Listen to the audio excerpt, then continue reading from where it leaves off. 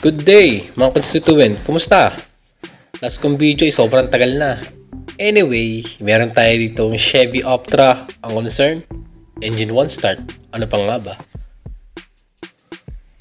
Napansin ko lang pag nag-ignition on ka, ang fuel gauge ay hindi gumagana. Ay no, nakita nyo, itinuro ko pa, di ba? Almost 3/4 ang laman ng gas tank bago pa siya nagka-problema. Yan. Subukan natin paandarin kung aandar ba or magredondo lang siya at malabong umandar pa. Let's go!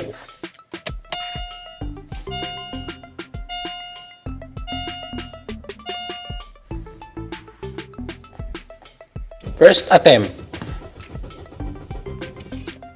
Second attempt.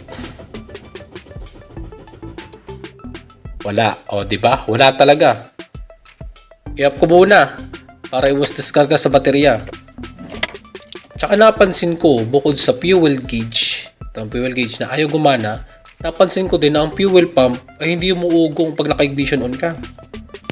Dapat mga constituent, pag naka-on ang susi, ang fuel pump ay mag-build ng pressure, sige lang yan ng sige hanggang sa ma-reach niya na ang desired pressure sa fuel line para pag mag-start ka, one click lang yan at di ka napapahirapan. So ayun no, mga constituent, no? I-analyze na natin. Focus muna tayo sa fuel system. Bakit? Meron tayong nakitang mali sa fuel system. Una, fuel gauge natin ayaw gumana. Pangalawa, fuel pump di umuugong or ayaw mag-build ng pressure pag naka-ignition on ka. So makatuwid, mga constituent, una natin i-check si fuel pump through physical condition and electrical condition. I-check natin yan kung siya ba talaga ang dahilan kung bakit ayaw umandar ng ating sasakyan. Yeah, let's go! Check lang natin mga constituent ang ating source of energy, ang battery. Kung ilang volts na ba ang ano nito. Oops, 12.6 lang.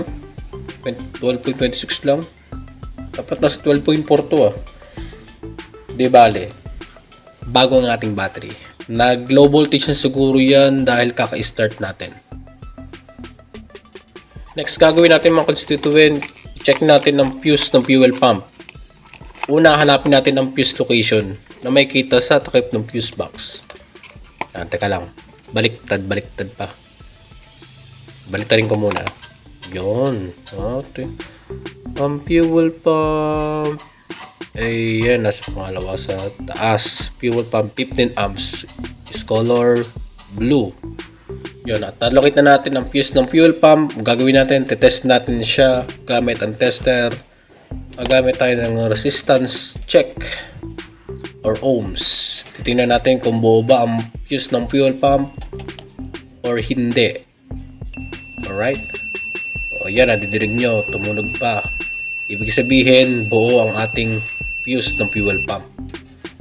Pero, kung wala naman kayong tester, pwede kayo gumamit nito. Teka lang. Yan, itong bumbilya. Yan, kung paano pag-check ng fuse gamit lang ang peanut bulb. Meron din akong vlog niyan. Paki-check na lang po sa ibang video. Okay, ano ko na lang din yung link para makita nyo kung paano gawin yan. Pag wala kayong tester, kung paano mag-check ng fuse gamit ang bumbilya. Okay. So, yun. Bali, anticipate natin okay ang baterya, okay ang fuse. So, ang next target natin, ground dapat, pero nalinis ko na yung ground neto. Ang next target natin, pupuntahan natin mismo ang fuel pump. Titingnan natin kondisyon kung ano bang meron sa kanya. Yan. Ang fuel pump ay nasa ilalim ng upuan. Yan, nasa ilalim nito. Pagtanggal ng upuan ay tatanggalin mo lang, hilain mo lang po yan. Meron yung dalawang lock sa ilalim. Hilain ko muna isa. Yan. Pangalawa. Yun. Alright. Tanggal na siya. Yan, nilay mo ba? Ayan po, yung bilog na yan, dyan po nakalagay ang fuel pump. Tanggalin lang po natin yung takip. Medyo may katigasan po yan. Opo. Pero, bago natin tanggalin yan, syempre, magtanggal muna tayo ng negative cable for safety natin. Para iwas aksidente na rin mga constituent. Ha? Okay, let's go. Tanggalin muna natin ang battery. Ayan, itong negative, ito ang positive. Tatanggalin natin ang negative cable. Yan, luluwagan natin itong 10mm bolt. Luluwagan lang natin yan. Kaya matatanggalan natin itong cable. Yun. Tapos set aside, tabi natin. Okay, tapos balik tayo sa tangke natin. O, yan. So, pag natanggalin na ito, mga constituent, normal matigas ito. Gawa na meron itong pandikit sa loob. Pero kung pina-flat screw to madalas. Pero kung kaya naman ng kamay, subukan natin. O, ito mukhang malambot. Yan. Malambot nga. Malambot. Kaya tanggalin. Tingnan natin kung anong level. 1, 2, 3. Teren! Patay. Binahayan ng daga. Ay go. Putol pa ang mga wire. Ako, tinim mo ko sa tutuwin to. Putol ang wire. Kaya pala. Ay gumana. Yun. So, gagawin natin. I-repair natin tong wire na to. Yan. Para tas susubukan natin kung underbowl ang ating Optra. Pero linisan muna natin tong ano. Mawasag natin ng dumi. Itong pinagbahay na nagkaginawa niya ng mansyon. Ganda parang higaan. Okay. Yan. After natin mabawasan yung dumi para mas kaya-kaya naman tignan kahit papano. Mag-repair na tayo ng wire o mag-repair na tayo ng wire. Sa pag-repair ng wire, kailangan lang natin ng gunting, plies, at automotive wire, tsaka electrical tape. Yun nga lang ang problema ko. Ang electrical tape po ay konti na lang. Wala pa namang bilhan dito. Sige, tsatsagain ko muna tong electrical tape na to para mapaandar lang muna natin. Tapos tsaka kung na siya bibilhan ng mapaandar lang muna natin. Mapakita lang natin na mapaandar. Mapaandar lang natin itong mga constituent. Sa pag-repair ng wire, kailangan malinis ito. Tanggalin natin itong mga balat-balat para magkaroon tayo ng gain access at malaman natin kung saan tayo magpuputol at saan tayo magdudugtong. Kasi pang kagat ng daga kasi iba-iba kasing haba. Hindi sila pare-pareho.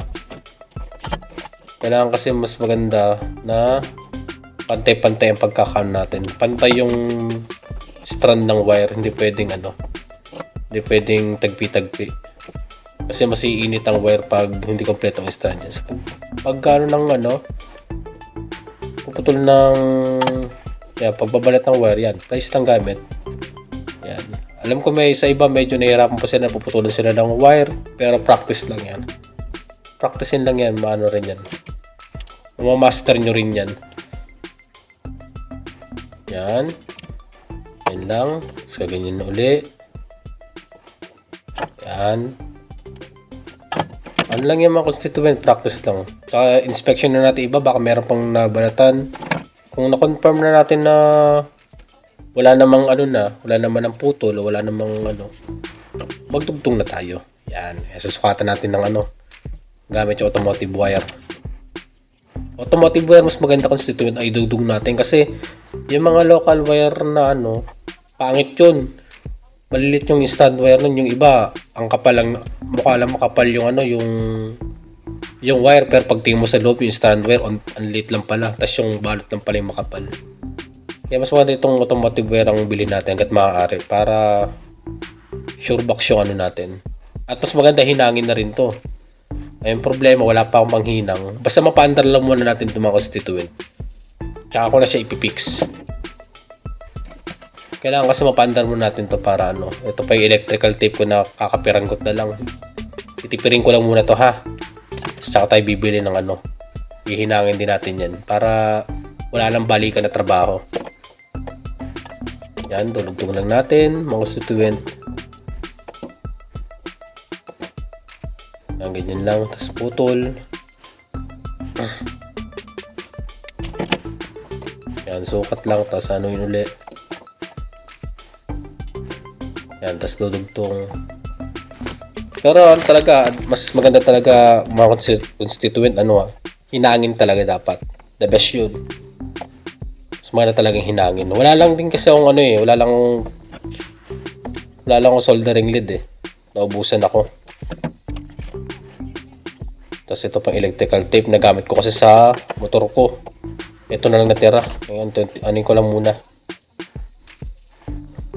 Basta masubukan lang natin siya mapaandar mga constituent.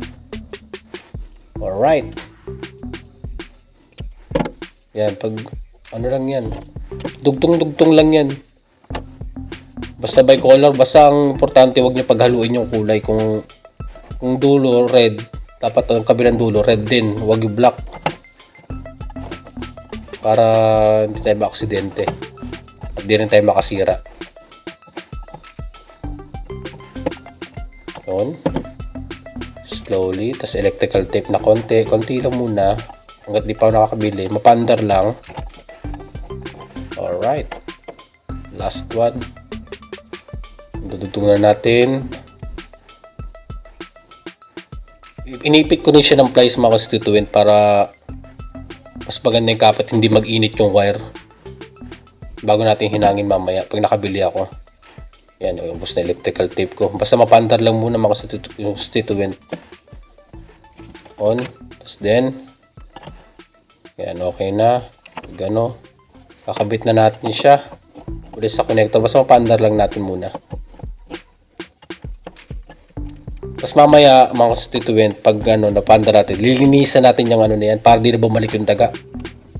Lilinisan natin, vacuumin natin yung dumi na yan, yung mga maliliit na di makuha ng kamay. Yun, alright. Yan. Ibabalik natin ang battery sa pagkakalagay niya. Babalik natin ang negative cable. Then, higpit na natin itong tornilyo niya. Yan, para secure at di tayo lundagan ng maganda yung mahigpit. Para maganda yung daloy ng kuryente. Yan. Higpit lang. Alright, pwede na yan. Tapos, pupunta na tayo sa loob ng sasakyan. Titingnan natin kung aandar ba siya o aandar ba siya. Yan. So, kanina napansin natin na pag inon ang susi, ang fuel gauge ay hindi umaangat. Tapos, ang fuel pump ay hindi umuugong pag naka-ignition on. Ngayon, titestingin natin kung may nagbago ba. Alright, ignition on. Yun, pansin natin na umangat ang ating fuel gauge. At naririnig ko na rin na umuugong na ang fuel pump. So, ibig sabihin, gumagana na ang ating fuel pump. Para ma-bleed natin ito, i-ignition on lang natin to at off na mga 5 times siguro pwede na. Para lang magkaroon lang uli ng ng supply yung fuel line, magkaroon ng supply. Wag po nating i-start kagad lalo pag o kaya nagpalit tayo ng filter. Wag po natin i-start kagad kasi po masira po yung injector dahil po wala pong laman na fuel ang ating fuel line. Dapat po pag ganyan i-bleed po muna natin at least 5 times. Ignition on lang naman yan, 5 seconds, tas off, tas ignition on, then off. Ayan, ganyan lang. Then, pag natin na kaya na, pwede natin i-start. Wow. One click. Umandar kagad mga constituent. So, okay yung ginawa natin. Tagumpay ang pag-repair natin. Yan. After na nito mga constituent, total na patunayan naman natin na napaandar natin ang sasakyan. Maglilinisan natin yung kalat ng daga. Sasabunan natin, babacuumin natin para hindi na siya bumalik. At i-repair na natin mamaya yung yung wire. Pag nakabili na ako ng soldering lead at electrical tape mamaya. So, parang gagawin mo natin ay total na patunayan naman natin na paandar natin yung sasakyan. Maglilinis na lang muna tayo ng ng fuel pump sa labas. Yan. Tanggalin naman natin connector para walang sagabal. Tapos babacuumin na natin.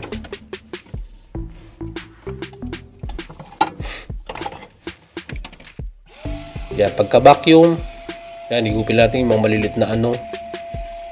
Yan, huwag na pala natin ulit kalimutan mga constituent ha. Pag magtatanggal tayo ng mga electrical connector, tanggalin po dapat natin lagi ang negative cable.